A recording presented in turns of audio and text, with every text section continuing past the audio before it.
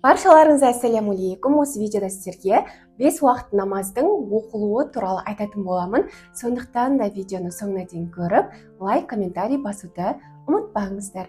Достар, намаз оқып басақсы келіп жүрген адамдарға осы видеоны мұқият көруге кеңес беремін. Қараңыздар, 5 уақыт намаз бар, я? Ол намаздардың аттары: таң намазы, бесін намазы, асыр немесе екінті намазы, ақшам намазы және де құптан намазы болып бөлінеді. Енді сіздерге әр намаз қандай бөліктен тұрады айтайын. Бірінші таң намазы 2 ракат сүннеттен, 2 ракат парыздан тұрады.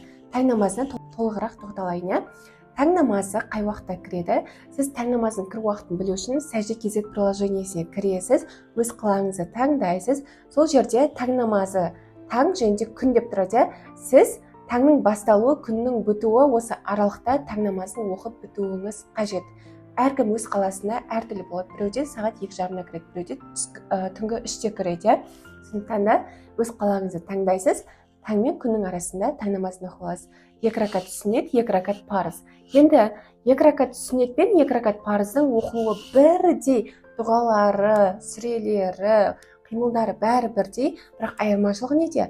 Мысалы, сіз намазға 2 ракат сүннетке тұрған кезде іште ниет етесіз ғой, ниет еттім Алла ризалығы үшін таң намазын 2 ракат сүннетін оқуға деп. Ал парызда ниет еткенде ниет еттім Алла ризалығы үшін таң намазын 2 ракат парызын оқуға деп ниет етесіз. Сонда тек ниет қана ауысады. Түсінікті деп ойлаймын.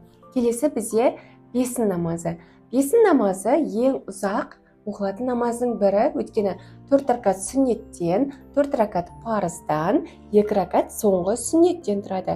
Қараңыздар, 4 ракат сүннет қалай оқылады, сіздерге мұқият түсіндірейін. 4 ракат сүннетте әр ракатта фатихадан соң қосымша сүре оқылады. 1, 2, 3, 4 ракатта да фатиха қосымша сүре оқып сүннетті аяқтайсыздар. Одан кейін парыз болады.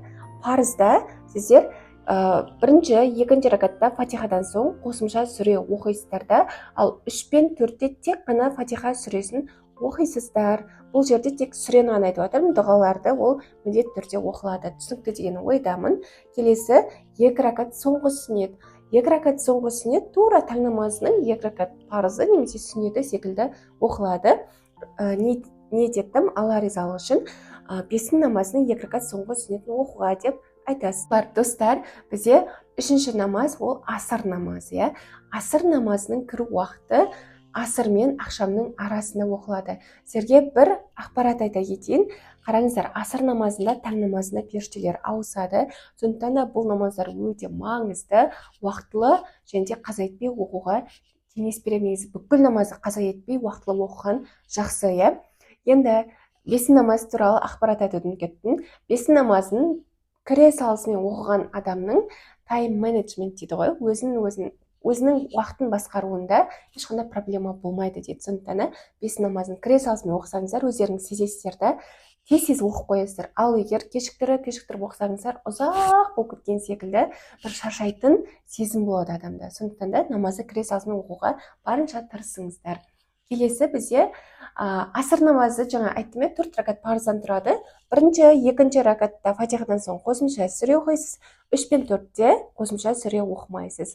Келесі намаз ол бізде ақшам намазы. Ақшам намазы бізде 3 ракат парыздан, 2 ракат соңғы сүннеттен тұрады. 3 ракат парыз қалай оқылады?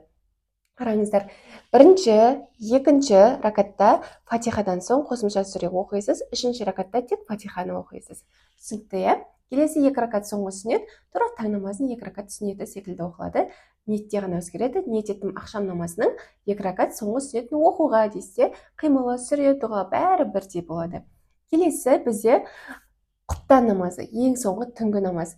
Құптанды қай аралықта оқу қажет? Құптан намазы кірісімен және де таң намазының аралығында оқып біту қажетті. Енді қараңыздар, біреулер таңға дейін оқуға болады екен, ұйықтап алайын деп, соңында құптан да қаза болады, таң намазда қаза болып кете береді. Сондықтан да құптан намазында кіре салысымен оқуға кеңес беремін. Осы құптан намазында 4 ракат парыз. 4 ракат парызда бірінші, екінші ракатта фатиха қосымша сүре, 3 пен 4-те тек фатиха. Түсінікті, 2 ракат соңғы сүннет, таң намазына 2 ракат сүннет секілді. 3 ракат үтір намазы. қараңыздар. Енді 3 ракат үтір намазында бізде бірінші, екінші, үшінші ракатта фатихадан соң қосымша сүре үшеуінде де оқылады да. Және де ең соңғы үшінші ракатта сіздер қосымша сүрені оқып болғаннан кейін Аллаху акбар деп қайтадан құнут дұғасын оқисыздар. Енді қараңыздар, көбісіне құнут дұғасын жаттау қиынырақ түседі де, сіз оны қолмен жазып намаз оқытқан кезде жанамаздың жанына қойсаңыз болады. Немесе A4 парақтан шығарып қойсаңыз болады. Өзіңізге ыңғайлы вариантын жасаңыз. Мысалы, мен тұрғанда көзімнің зрениесі жетпейді десеңіз, намазды очкимен немесе линзамен де оқып көруге кеңес беремін. Сіздерге түсінікті болды деген ойдамын. Енді қараңыздар, намазда киілетін киім түрлері. Намазда әйел адамдардың әуреті жабық болу қажет. Яғни тек бет жүзі және де қолы көріну қажет болады да. Не кию қажет? Кең көйлек, және де көйлегіңіз өте тым жұқа болса, ішінен жұқа шалбар бар ғой, кең тұратын ше, қимыл қозғалуға ыңғайлы, сондай шалбар киіп алсаңыз да болады.